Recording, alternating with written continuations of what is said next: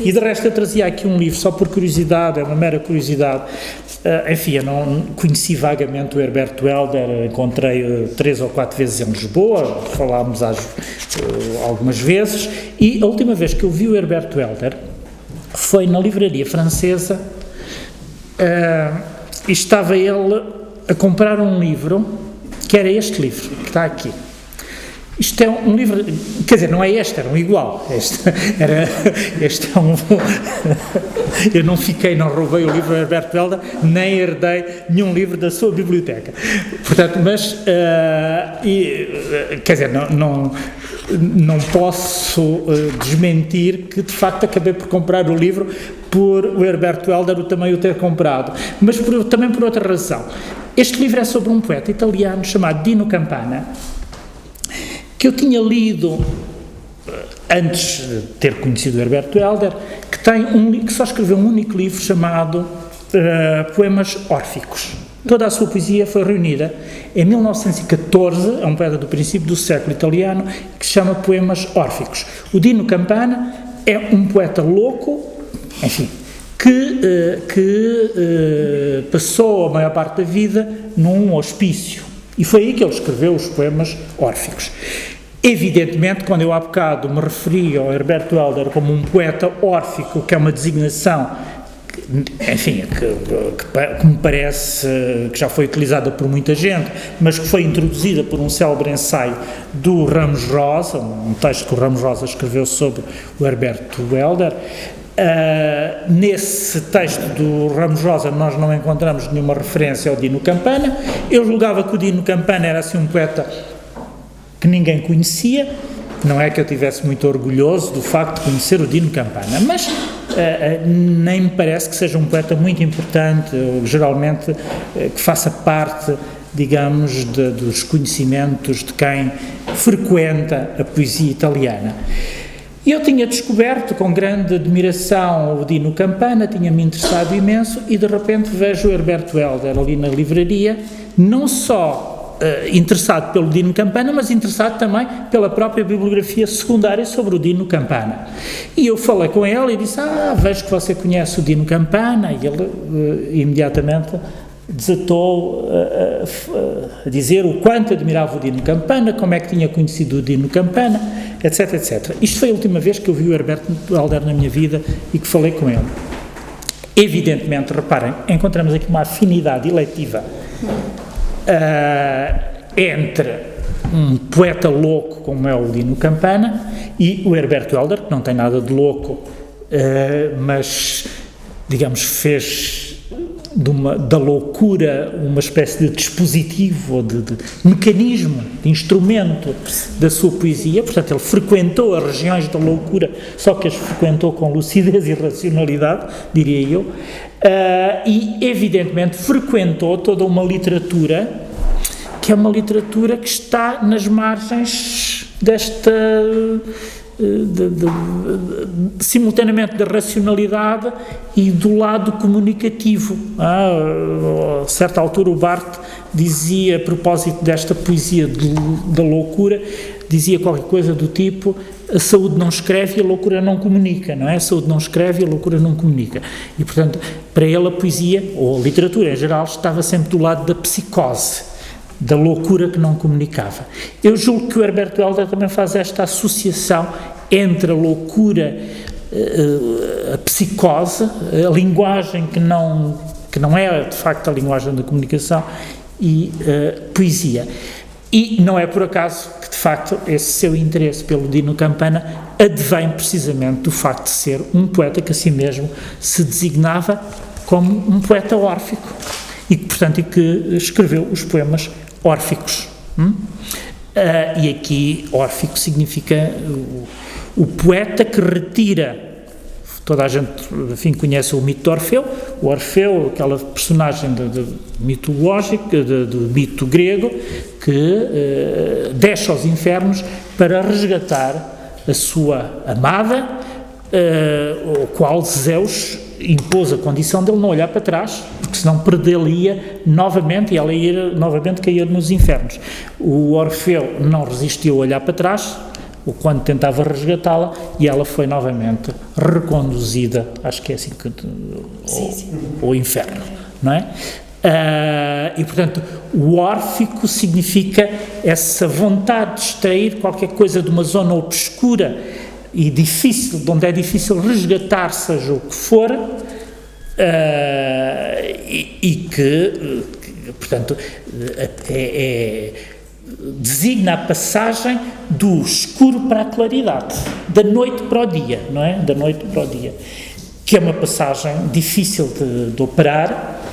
E, digamos, eu acho que toda a literatura do Herbert Waldo era uma tentativa de operar esta passagem da noite para o dia, e o estilo, tanto quanto eu percebi na tua exposição, seria também um pouco aquilo que ele designa como estilo, também é um pouco isto, não é? Essa tentativa de operar essa passagem. Sim.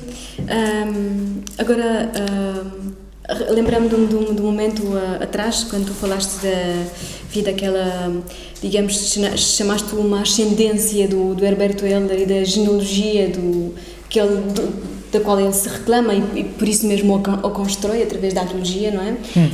E agora lembraste este poeta, agora se calhar citando o Barthes, há um curso de Barthes que se chama Comment Vivre Ensemble, que ele deu no Collège de France nos anos 70, onde ele, enfim, logo no início deixa um aviso ao tentar mostrar que a ideia de contemporaneidade para ele é precisamente encontrar pessoas com as quais nós temos afinidades em comum. Tanto pode ser o Camões como pode ser, enfim, este poeta louco, não é? Portanto, e isto é estabelecer uma espécie de relação horizontal com os poetas com os quais nós temos afinidades eletivas e não numa relação vertical de influência, de angústia da influência, como queria, por exemplo, Harold Bloom, não é? Sim. Nesse sentido, haveria uma relação de afinidades eletivas, como tu dizias há bocado, num movimento horizontal, não é? De quase de partilha de uma amizade, não é? E é se calhar preciso fazer corpo com a loucura, como tu dizias, e pensando nisso, a loucura com a margem, não é? Com os chuis, agora para regressar ao texto que dá a mote a este encontro, não é? Na página 26, ele diz: eu tinha um quarto triste, sem aquecimento. Uma das janelas caía sobre a igreja e o cemitério burguês de Laeken. A outra dava para umas luzes distantes. Sob uma ponte próxima passavam comboios de mercadorias. Às vezes eu fazia com estes elementos estrangeiros um lirismo vagabundo e inocente. Portanto, é preciso fazer corpo com esse fora, com esses elementos estrangeiros, com a loucura, com esses lugares, com Bruxelas, com os chuis, com as prostitutas. Encontrava-me fora dos quadros, vagueava pela cidade. Era já perigosamente conhecido ao norte, perto da estação, onde as putas e os chuis eram mais que as mães. De vez em quando perdia por ali uma tarde inteira, arranjava dinheiro para 2 cervejas, um pacote de batatas. Portanto, a escrita também, o estilo, passa precisamente também por fazer alianças, estabelecer algumas alianças com essa margem, com fora, com esses, como ele diz, elementos estrangeiros, não é? E há outro texto, por exemplo, O Grito, da página 32, enfim, seguintes, onde o fora aparece sob a forma do grito, não é? Diz ela aí, a personagem é uma espécie de colecionador de gritos. Enfim, é a altura em que ele está preso durante o mês, e diz ele na página 40: espero os gritos, espero-os todas as noites. Portanto, continuamente está à espera do grito. E eu lembrei-me, de repente, há um momento, enfim, como vocês sabem, o poeta Alberto era uma figura ao contrário do Herberto Helder, no sentido que aparecia sempre em tudo o que era televisão, rádio, jornais, entrevistas, cada uma, assim. Temos sempre a fazer uma tese só sobre as entrevistas que ele deu em todo o lado. E então há uma entrevista que ele deu à Inês Pedrosa, curiosamente, na RTP, num programa que se chamava Lugar de Encontro, que estamos a falar de lugares, e a uma certa altura a Inês Pedrosa tenta perceber, assim, para traduzir para o público que estava a ver televisão, o que é isto da poesia, como é que alguém que não lê pode perceber o que é a poesia. E ele, o Alberto, que estava sempre pronto a dar a melhor definição de sempre, parecia que estava, dizia assim, está a ver aqueles bairros marginais, assim, nos limites, nas fronteiras das cidades, aqueles sítios onde não passa ninguém à noite, assim, outono, frio, ninguém na rua, uma cabine telefónica e alguém na cabine. Está a ver a cabine, está a ver a pessoa sozinha na noite, ninguém, um grito, de repente ouve-se um grito. E a poesia seria isso. Portanto, um grito, né, fez-me lembrar. Eu acho que o Herberto inspirou-se nesse entre muito obrigada. Não tem nada a ver com. Mas isso só para recuperar essa ideia do fora enquanto grito. Mas o fora aparece noutro texto que aqui tem o nome Lugares, não é? Que o título já é curioso, parece ser uma declinação, não é? Como se fosse, sei lá, António Antunes, não sei. Portanto, algo quase como uma espécie de declinação da palavra lugar, e aqui o fora podia-se no limite pensar que aparece enquanto a figura de morte. Há aqui uma personagem que morre por uma doença estranha que é o excesso de imaginação. E é estranho começarmos a falar da morte em Herberto Helder a partir deste texto, quando ele já tem outros a morte sem mestre, não é? Outros textos onde a morte, digamos, faz uma figura mais central. Mas é aqui que nos apercebemos, talvez, que o Herberto Helder, a relação com a morte, não é aquela de uma figura do ser para a morte, o ser para a morte é heideggeriano, mas é alguém que se vê formatado pela força plural da morte, que vê a morte como uma espécie de extensão da vida. E nesse sentido atrevo-me a recordar um anatomista francês, Marie-François Bichat, que em finais do século XIX, viveu muito pouco, 30 anos. Olha, eu julgava que Bichat era um homem, que não era uma mulher. Eu disse Marie-François, é homem, sim, Marie-François. Sei lá. Eu acho que é um homem. Sim, mas chama-se assim. Eu acho que é um homem. Eu disse que era mulher, não. Não, eu é que te preendi por esse nome, mas não. Eu não sabia, só conhecia. Exatamente. E ele vê a morte não como uma espécie de ponto final, mas como uma linha que enfrentamos continuamente. Isto é, a morte como uma espécie de algo que faz parte de nós e que nós estamos continuamente a tentar lutar contra ela, como alguém que acha que a casa está a ser perseguida por fantomas e então vai fechando os quartos um a um à chave, que é para os fantomas não circularem. Na mesma linha, recordo que, por exemplo, o Rilke pensa que a morte, num texto, os cadernos de Malte Lauritz Brigge, não sei se é assim que tu sabes alemão, eu não sei se diz, vê a morte com algo que nós também temos dentro de nós logo à nascença. Diz ele, os homens têm a morte sepultada no peito e as mulheres no seio. As crianças têm assim, a morte enquanto como uma espécie de caroço, assim como as ameixas, diz ele, têm um caroço, nós também temos a morte como um caroço dentro. E as crianças têm um caroço pequenino e os homens já têm um grande. Não é? E viria, portanto, é uma escrita enquanto luta com fora com a figura da morte, nesse sentido. Portanto, a escrita seria, se pensarmos no fora e na luta com esse movimento de vir estrangeiro, uma luta de sobrevivência, então a escrita é também um modo de se sobreviver, não é? Um modo também de viver ao mesmo tempo. Então, eu cito desse Lugares, na página 52, Aliás, eu devia começar com o princípio que vocês devem conhecer. Era uma vez um lugar com um pequeno inferno e um pequeno paraíso. E as pessoas andavam de um lado para o outro e encontravam-nos a eles, ao inferno e ao paraíso, e tomavam-nos como seus, e eles eram seus de verdade. As pessoas eram pequenas, mas faziam muito ruído. Então, sim, já vai acabar, se calhar não sei. Enfim.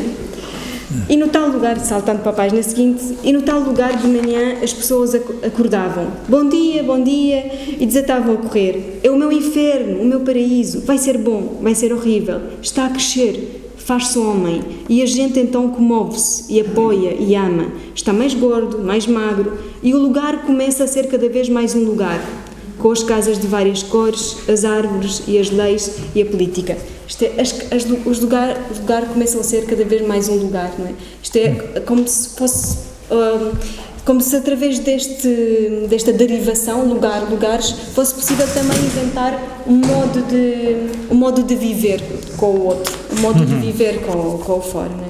Parece que esse devir lugares não é uma invenção de um lugar, isto é uma invenção do modo de ser. Aliás, é curioso porque Sim. em arquitetura, os arquitetos, enfim, não sei se de uma maneira geral, mas e também não sei de onde é que vem esse vocabulário técnico, qual é a sua origem e a sua história, porque não domino bem esse vocabulário, mas há uma diferença entre lugar e sítio.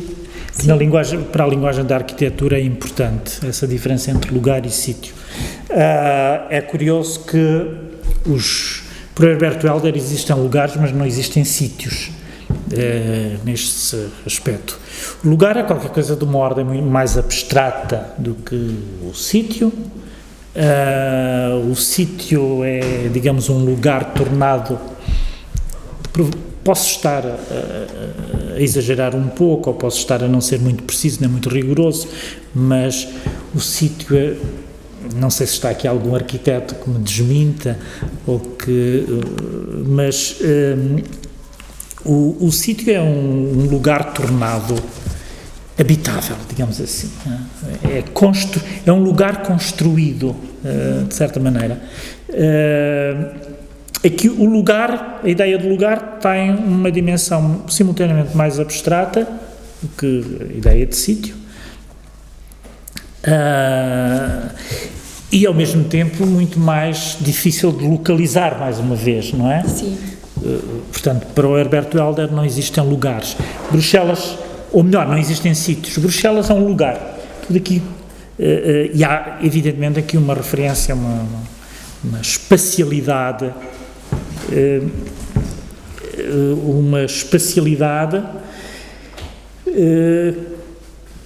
que é uma geografia, que é ao mesmo tempo uma geografia muito imprecisa, não é? Que nós não conseguimos precisar, que não é nunca precisada, que não encontra grande precisão com nenhuma espécie de rigor, mesmo quando tem um nome próprio, seja ele Bruxelas, seja ele Antuérpia, seja ele outros sítios. Curiosamente, eu estava a pensar, seja ele Lisboa, e ao mesmo tempo pergunto-me, será que existe na obra de Herbert Welder, e estou apenas a uma pergunta para a qual eu, neste momento me ocorreu, para a qual não sei a resposta, existe alguma referência a Lisboa na obra do Herbert Welder? Não sei. Referência, enfim, há aqui no momento em que ele diz que regressa a Lisboa e continua a sentir-se tão, mesmo no Polícias, não é? Ele diz que regressa a Lisboa e continua a sentir-se tão estrangeiro como lá fora, não é? Não literalmente sim. Não é? Portanto, nós até poderíamos pensar, portanto, assim, voltando a essa oposição lugar de origem e lugar geográfico, podíamos dizer, sim, ele sente-se assim porque está em Bruxelas, mas se estivesse em Lisboa já é diferente, não é? Bom, sim, desculpa, interrompi-te. Não, eu estava a pensar, e evidentemente é um assunto interessante para aqui, como sabem, uma das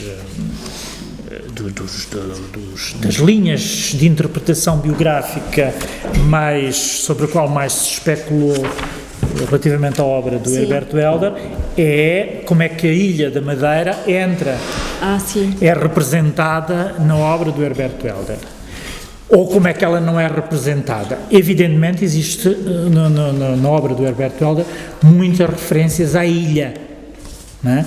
E a certa altura essa ilha até é relativamente fácil de reconhecer, muito embora evidentemente a ilha no Herbert Welder, tal como, ou ainda mais se calhar do que Bruxelas, é uma ilha um pouco mítica. E o que é curioso é que, por exemplo, se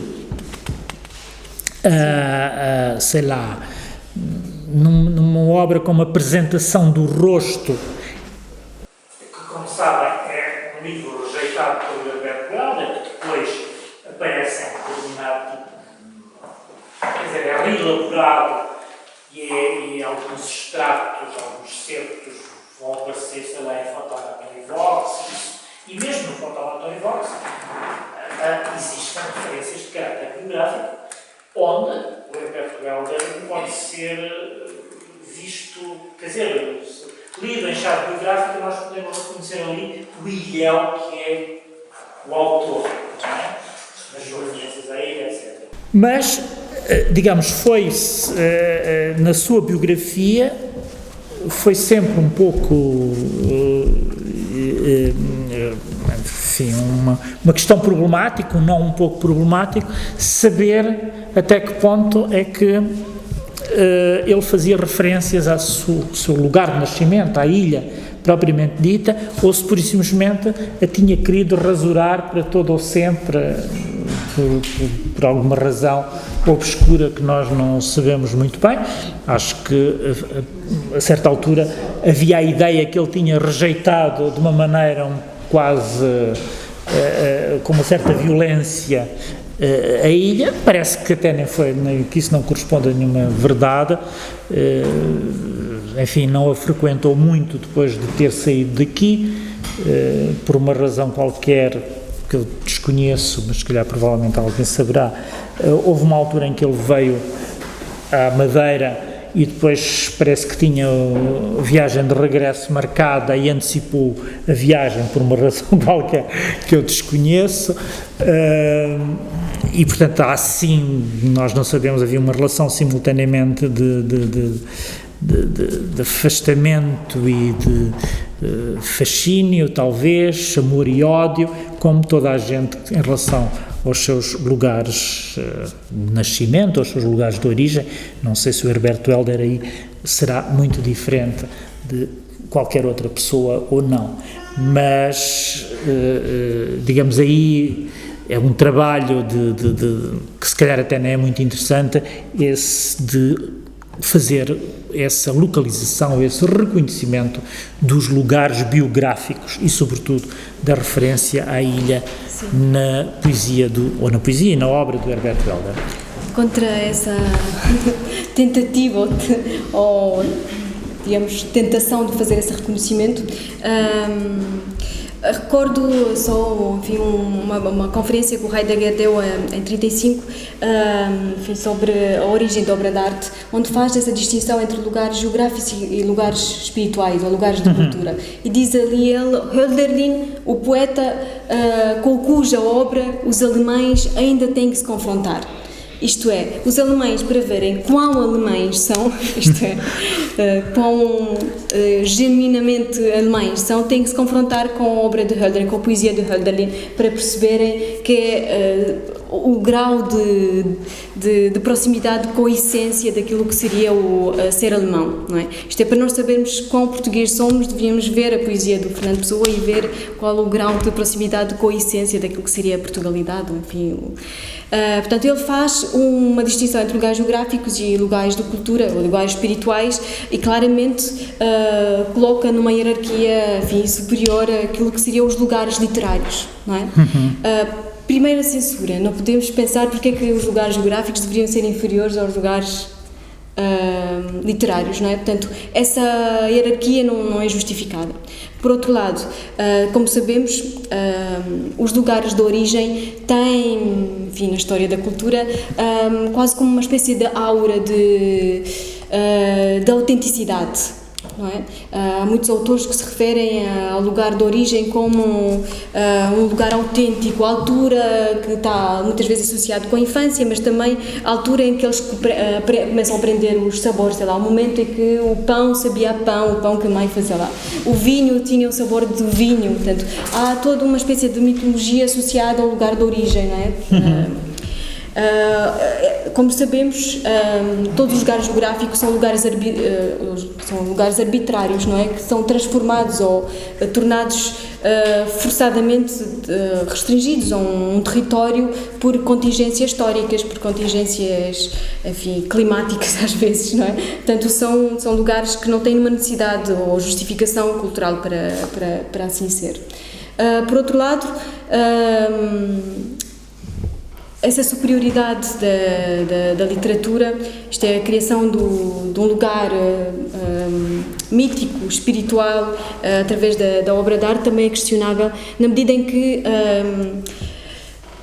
o que os autores, os poetas fazem é extraírem, isto é, a figura, a ideia que se poderia pensar, ou se podia associar a um lugar geográfico. Quando nós pensamos em Bruxelas, não é, sem dúvida, como tu dizias, a cidade de Bruxelas do mapa, nem a cidade de Bruxelas, sei lá. Sim.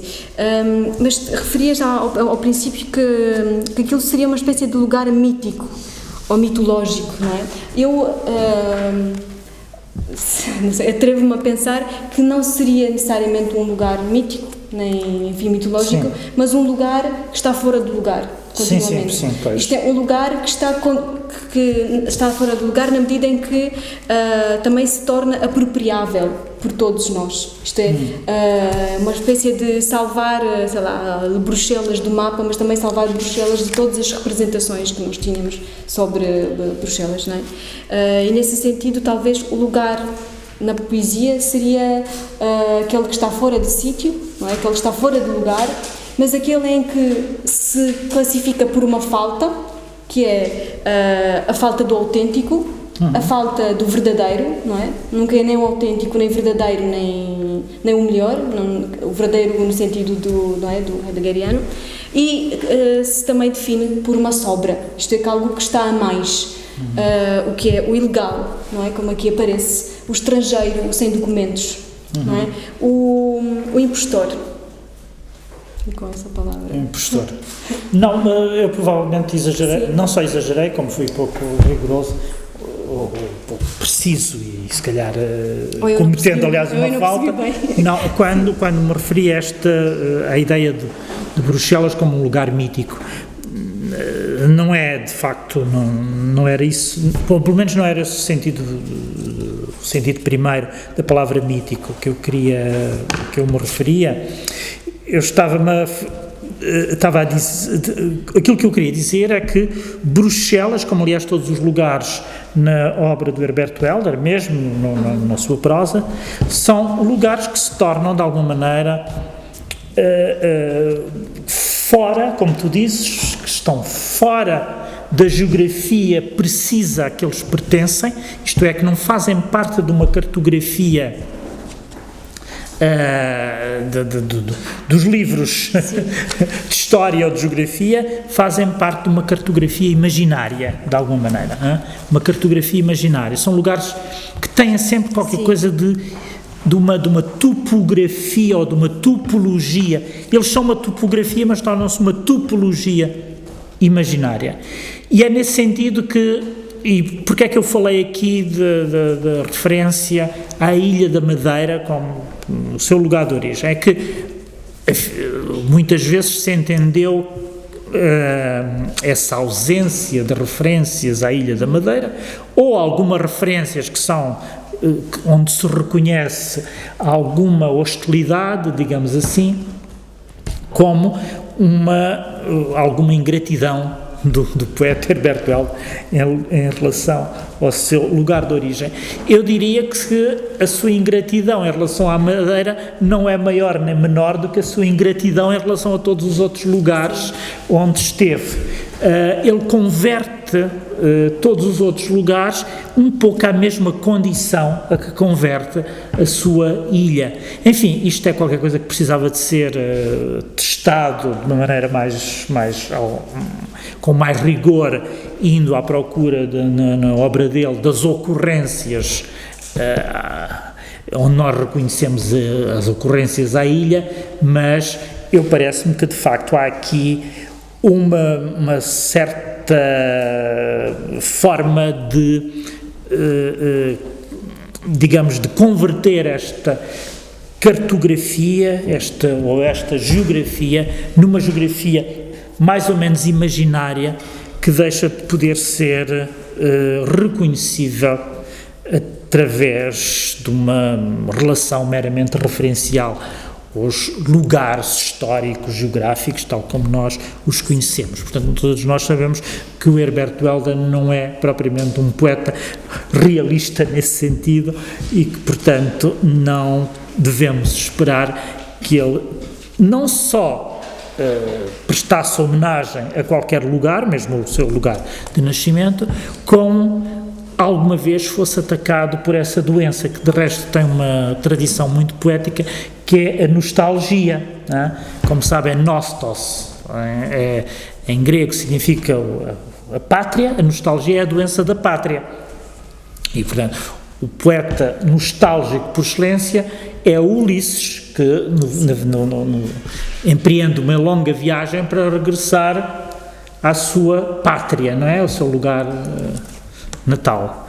Ora, o Herberto Helder não é, de maneira nenhuma, um Ulisses. É, de facto, um viajante, mesmo que seja um viajante à maneira do Xavier de Maistre, que só viaja à volta do seu quarto, o que até nem é verdade, porque, de facto, o Herberto Helder praticou, apesar de tudo, algum nomadismo, mas o nomadismo que ele praticou nunca foi atacado, nesse nomadismo, por aquilo que chamamos nostalgia. Parece-me que esse é um sentimento, uma disposição afetiva que lhe é estranha.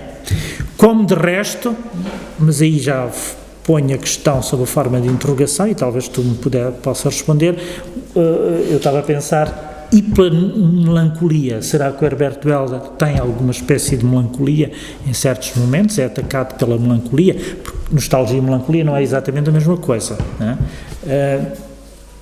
O que é que achas? Não. Eu estou a fazer a pergunta não é retórica, é uma pergunta sim. Genuína, para a qual eu não tenho resposta imediata. Eu também não tenho resposta para também, assim à partida, também me parece que não há um Herberto Helder melancólico, propriamente, até porque este ethos heroico, quase, da sua poesia, parece-me ser o contrário de qualquer espécie de melancolia. Há uma força que advém de um outro lugar que não é o da... o melancólico é um contemplativo, não é? Um lugar, a melancolia é a queda numa imobilidade, e uma imobilidade de tipo contemplativo. Sim, agora pensando nessa ideia de contemplação, há um texto de Fatomaton em Vox que, enfim, tem como início a paisagem é um ponto de vista, não é? E nesse sentido, se calhar essa poesia é contemplação, não é? Que tem essa ideia da poesia enquanto visão panorâmica, não é? Ele faz sempre isso nesse texto de Fatomaton em Vox, faz apresenta a posição entre uma vista panorâmica de helicóptero, portanto, escrever poesia seria alguém que anda de helicóptero e consegue ver panoramicamente, e talvez a melancolia dele passaria por essa visão panorâmica, das coisas, não é? Panorâmica ao mesmo tempo vertical, isto é íngreme, não é? Dizias tu logo ao princípio que há um modo de dizer extremo, não é? Do mundo, portanto, talvez uma melancolia assim categórica, não sei se é possível. Não, eu tenho algumas dúvidas sobre a possibilidade de apontar qualquer dimensão melancólica na poesia do Herberto Helder, que aliás é uma coisa muito presente na poesia portuguesa do século XX, se quisermos até, às vezes, a melancolia é apontada como uma espécie de sentimento próprio dos portugueses. Desculpe, agora perdi-me. E já não me lembro o que é que eu ia dizer. A propósito da melancolia. A melancolia tem que ver sobretudo com uma poesia de tipo elegíaco. A poesia elegíaca é aquela que toma como objeto, precisamente, ou que nasce desse sentimento melancólico. Ora, a poesia do Herberto Helder, ao contrário, aliás, da poesia, do ramo mais comum da poesia portuguesa, que de facto é de tipo elegíaco, é uma poesia que está não do lado da elegia, mas, enquanto poeta órfico, precisamente está do lado daquilo que se entende geralmente como o contrário da elegia, o hino, uma poesia de celebração, uma poesia de celebração, não do lamento, a elegia está do lado do lamento, mas do lado da celebração. E por isso é que há nele esta espécie de furor heroico que vem deste lado celebratório, ou celebrativo, e que faz com que a sua poesia seja uma poesia não que lamente aquilo que um tempo passado, e que por ser passado está perdido, e portanto nós lamentamos a sua perda, mas é uma poesia que, em vez de apontar para essa perda, ou que lamentar essa perda, instaura qualquer coisa de novo. É uma poesia instauradora.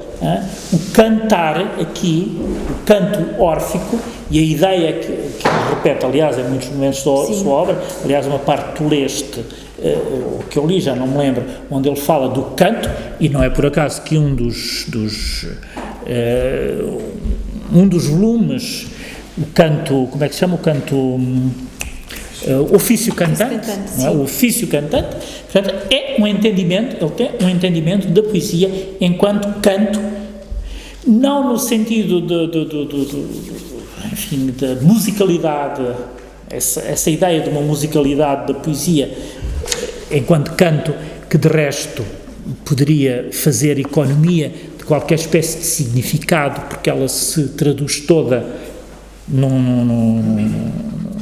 enfim, na harmonia, na melodia, uma coisa melosa, não é? A poesia enquanto melos, não é? Enquanto música, não é propriamente desse lado, do lado musical da questão. A poesia do Herberto Helder não é muito nem melosa, nem harmónica, está mais do lado da dissonância do que da harmonia, mas tem esse lado do canto, mas do canto órfico, qualquer coisa que é resgatado das entranhas e que se dá a si mesmo como um poder de instaurar, de proferir, não é? O canto como proferição, quase, como proferição. As palavras como proferição, que são proferidas mais do que ditas, elas são proferidas. Não sei se estou a dizer coisas que são um pouco, enfim, duvidosas do ponto de vista de rigor, mas parece-me que esta ideia enfim, é indesmentível que é uma referência ao canto e desde logo a ideia do ofício cantante. Mas este ofício cantante aqui, evidentemente, tem que ver também com a relação do Herberto Helder com toda uma literatura, com toda uma poesia que ele se aplicou de resto a traduzir, que é essa poesia própria das sociedades primitivas, o ritual, uma poesia que tem uma função de ritual e, portanto, que instaura qualquer coisa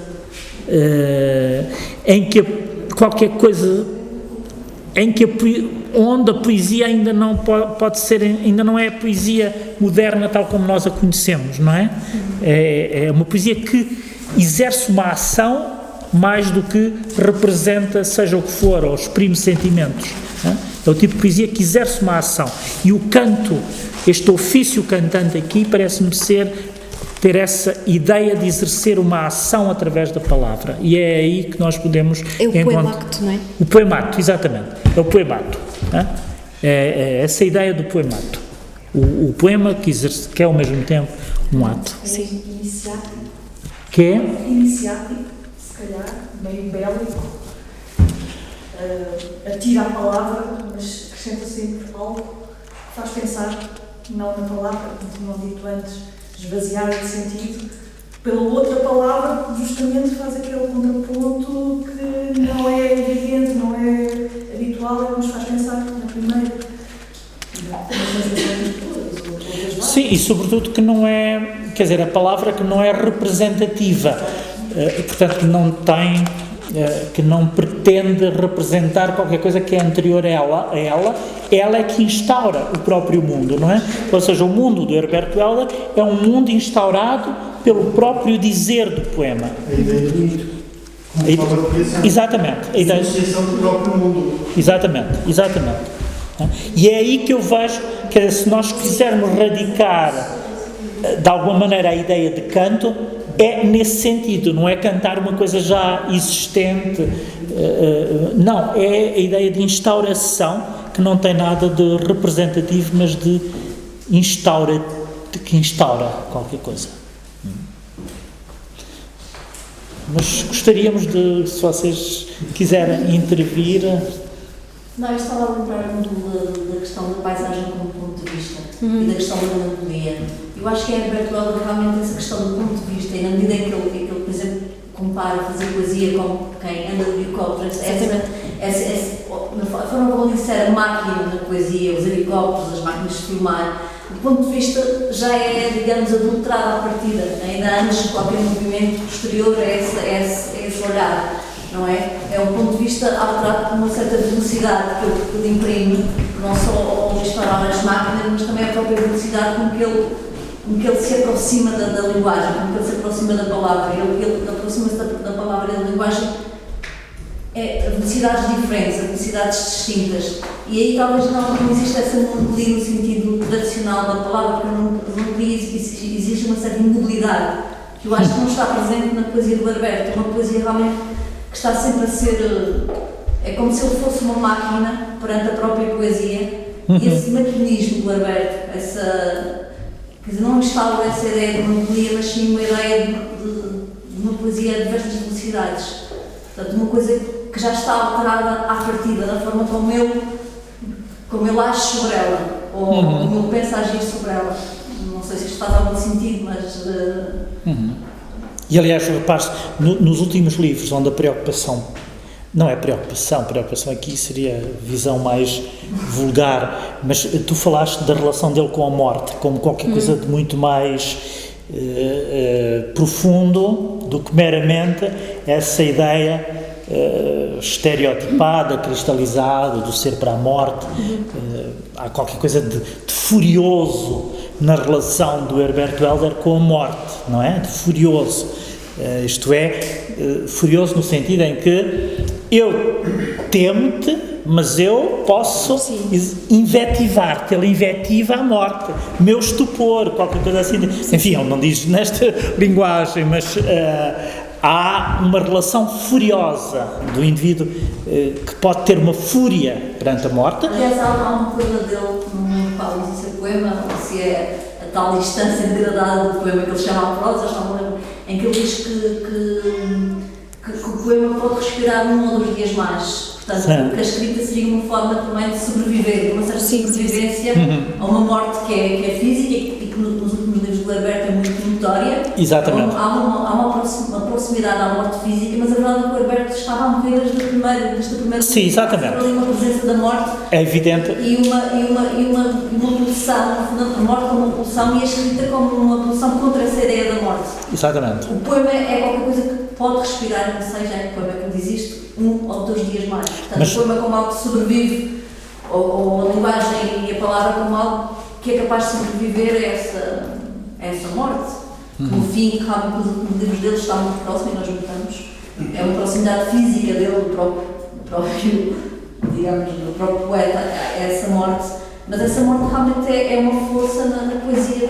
Exatamente. Na poesia do Herbert. é verdade. Ou seja, do primeiro poema. sim, exatamente. Foi nesse sentido. É verdade, que referido é verdade. essa relação com a morte como uma espécie de fora, como uma aprendizagem, não é? De modo de viver com o outro, que é a morte. Não é? Exatamente. E, portanto, como você muito bem disse, mesmo nos últimos poemas, onde, desde logo, aquele livro chama A Morte Sem Mestre, não é? Sim. Mas, digamos, a relação dele com a morte não é nenhuma relação de tipo sentimental que o leve a começar de repente a fazer uma rememoração das coisas que viveu ou entrar numa certa nostalgia dos seus tempos, do tipo o Son Neige d'Antan, não é? Aquele célebre tópico onde estão os tempos que eu vivi e tudo isso, que é um tópico muito recorrente nos poetas com medo da morte, não é? Ele enfrenta de caras e diz: meu estupor, eu estou aqui, eu tenho medo de ti, e no fundo há poemas dele que são muito autoflageladores, há uma autoflagelação e uma exibição, uma ostentação. Ele ostensivamente mostra a sua degradação física, não é? Mas evita aquele sentimento muito mais comum, que é o de uma relação mais ou menos sentimental com a morte, que o faz revisitar a vida com nostalgia, com melancolia, ou seja o que for. Há um furor heroico nessa relação com a morte. Em Herberto Helder, tenho a impressão, não é?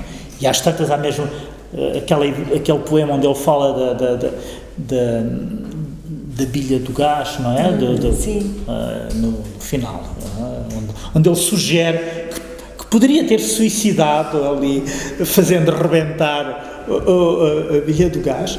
E há poemas daquele livro, e nos livros nos últimos, que são de uma grande crueldade em relação a si próprio, e quando ele se aproxima da morte. É evidente que tudo isso lido em chave biográfica, a gente sabe que ele tinha um medo de morrer enorme e que provavelmente até era hipocondríaco ou qualquer coisa do género, mas isto não tem interesse nenhum, quer dizer, e nem os poemas podem ser lidos desta maneira. Não estou aqui a insinuar que se deve entrar nesse registro biográfico, até porque ele, enfim, a dimensão de um poeta como Herberto Helder impediu sempre desse tipo de coisas mais ou menos primárias, não é? Posso Sim. tentar retomar 3 ideias que acho que foram muito interessantes aqui abordadas hoje. Uma tem a ver com a ideia do mundo e da escrita como matérias informes, não é? E quando eu penso em matérias informes, penso em algo que tem muito a ver com a ideia também de metamorfose. Se calhar tem a ver com esta ideia e com a ideia, com o conceito de orgânico, não é? Há muita coisa na obra dele que tem esta dimensão orgânica, não é? Tudo se transforma em permanente rotação, digamos assim, circular e às vezes retroativa também. Depois a outra ideia do mito, ou melhor, destes lugares como lugares míticos. Eu por acaso concordo com a leitura que começou por fazer. Se pensarmos no mito não como narrativas fundadoras, mas como discurso que tem um processo de referencialidade não unívoca. Ou seja, que tem, desculpa? Um processo de referencialidade não unívoca por oposição, por exemplo, às narrativas realistas, não é? Portanto, o mito pode dizer tudo em qualquer lugar, em qualquer tempo. Ou referir-se a qualquer lugar e qualquer tempo. Portanto, o mito também tem essa ideia, por isso é que os mitos vão contando as mesmas histórias, não é? E vão sendo atualizadas as interpretações desses mitos. Portanto, eu acho que nesse sentido o texto de Herberto também tem essa componente mítica. Portanto, esses lugares, como o António referiu bem, são lugares que estão para além da geografia física deles, para além do tempo cronológico deles, histórico, porque eles são tempos e espaços em absoluto que vão sendo atualizados constantemente.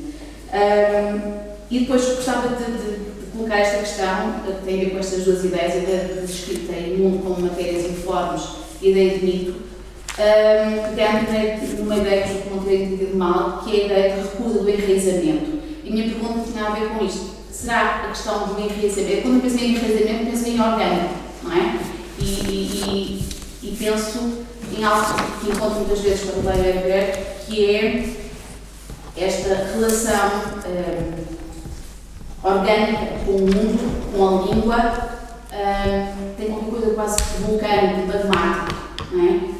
Por isso é que me causou alguma estranheza a ideia de enraizamento. Eu penso, não sei se quando se referia à recusa de enraizamento, não estaria justamente a referir-se à recusa de uma referencialidade conotativa, ou seja, quando ele diz Antuérpia, não é Antuérpia, não é por haver um desenraizamento daquilo que podemos entender como uma relação orgânica com Antuérpia, mas sim com a recusa de uma língua, a tal ideia do esvaziamento, não é? De uma língua ou a proteção da palavra, como dizendo apenas única e exclusivamente aquilo. Ela pode dizer Antuérpia, como ela viveu, mas pode dizer muitos outros lugares, muitos outros tempos. Isso é muito confuso. Queres comentar algo? A propósito do mito, é só uma citação.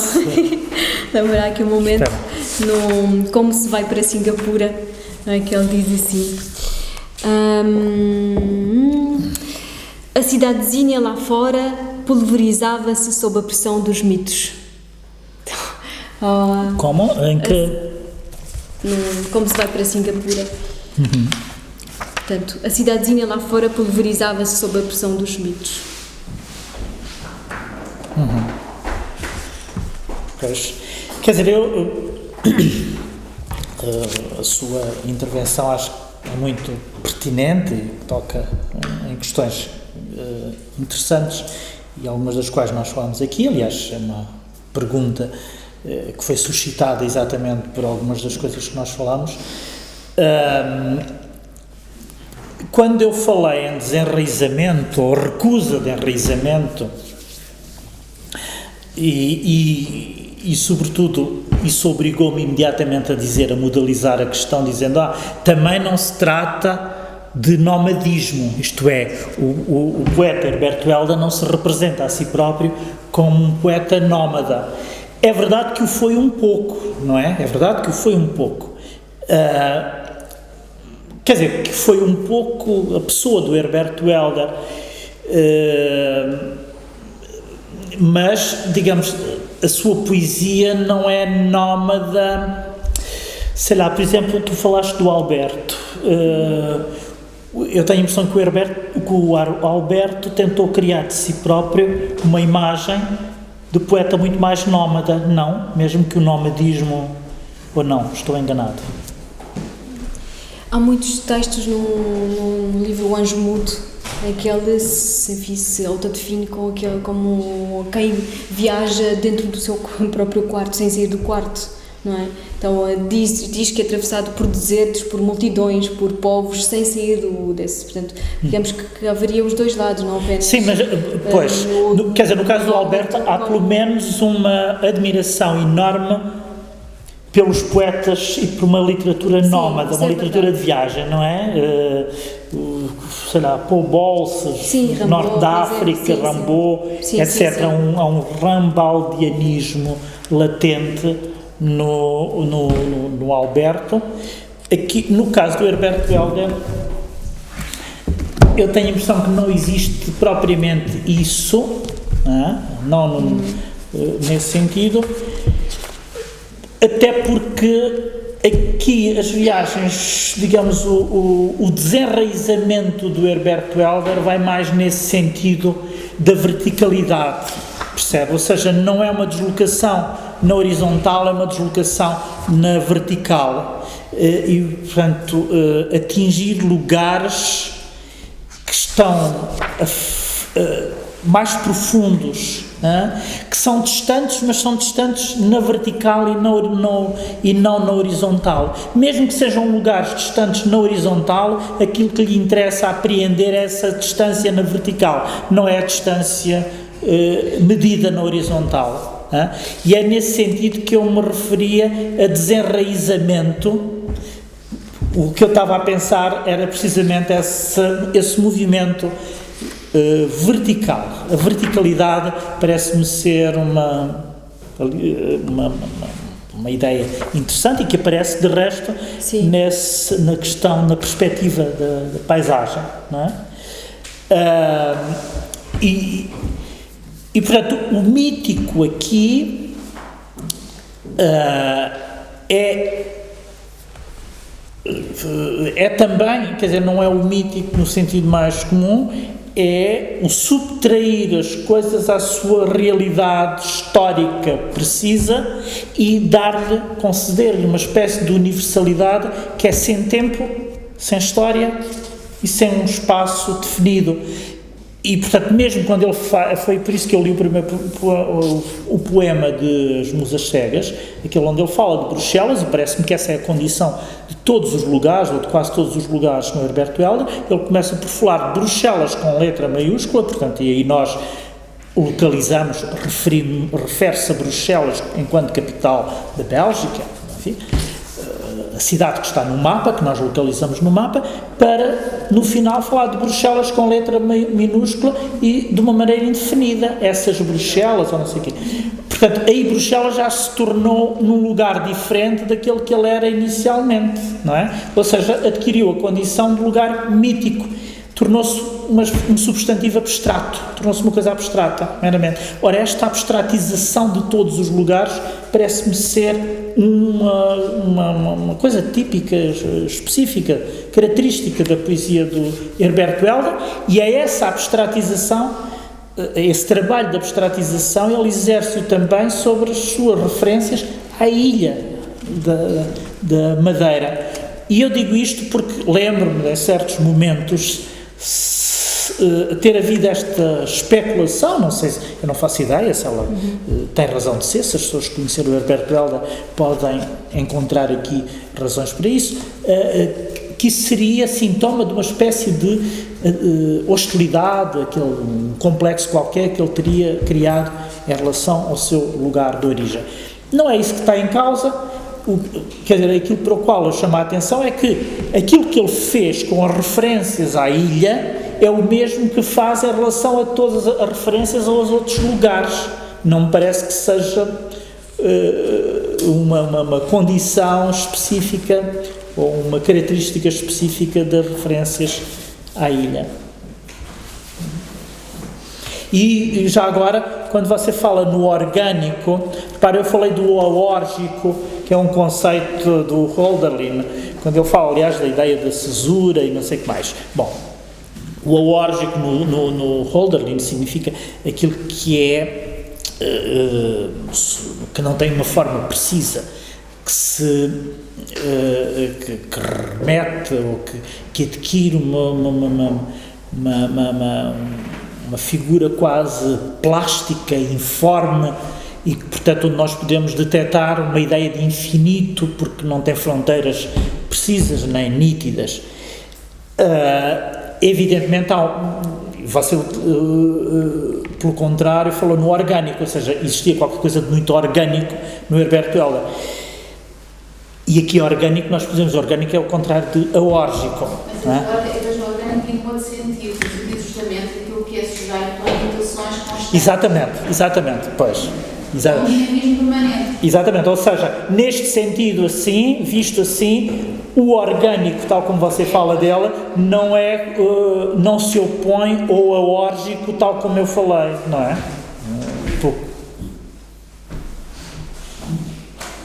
Não sei. Se existe mais alguma... Nós estamos aqui em autogestão, fora de lugar. autogestão, portanto, o continuar ou acabar depende de nós, não temos moderador, a não ser os nossos simpáticos anfitriões é que podem decidir, mas se haverá mais perguntas? Se houver mais alguma... Então, agradecemos aqui à Globo Auditório e até daqui a 15 dias para o próximo encontro com a Diana Pimentel e a Ana Cristina Júlio. Obrigado. Ok, obrigado nós.